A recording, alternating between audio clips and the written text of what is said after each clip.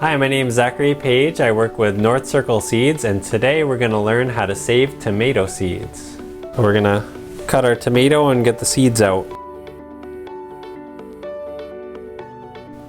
If we do this on a large scale, we could do a whole bunch of tomatoes in a bucket.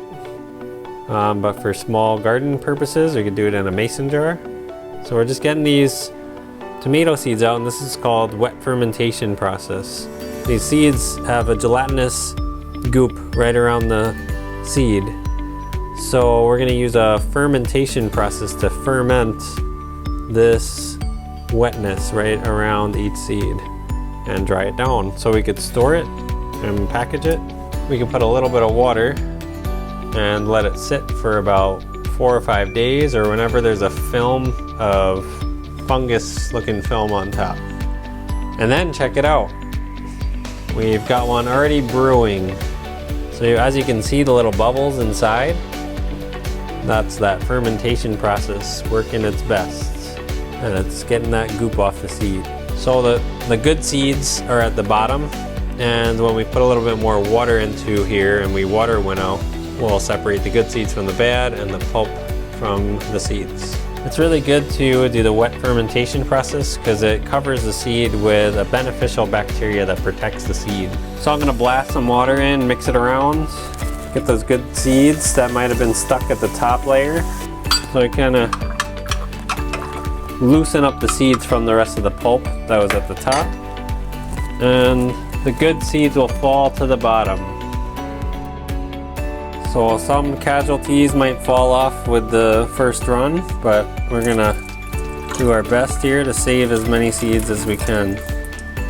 So this process is called water winnowing.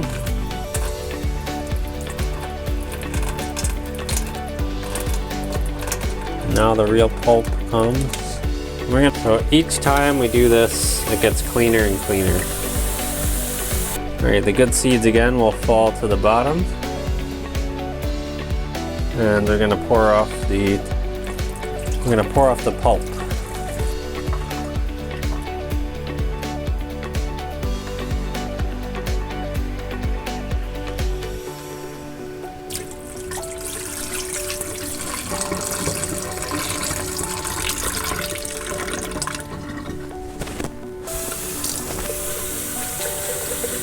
So keep repeating.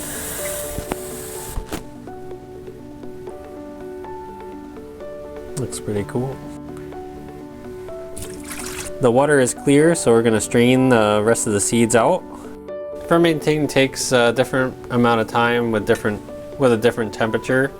In the summer it might take only 3 or 4 days, and in the winter it might take longer. So keep an eye out for the white frothiness on top. And once that appears, fermentation is for the most part complete. So we're going to take out a piece of parchment paper, lay it out, and just dump our seeds on there.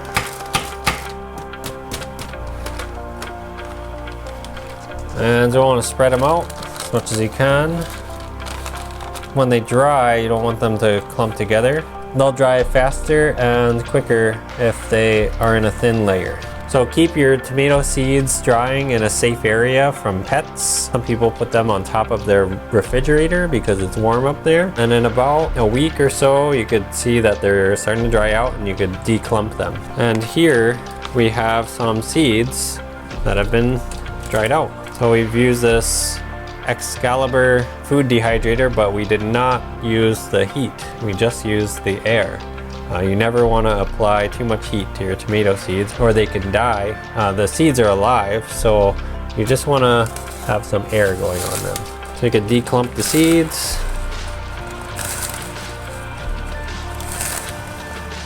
So when storing seeds long term, I like to store them in mason jars and put silica gel packets in because that'll soak up the rest of the moisture that might be in the seed.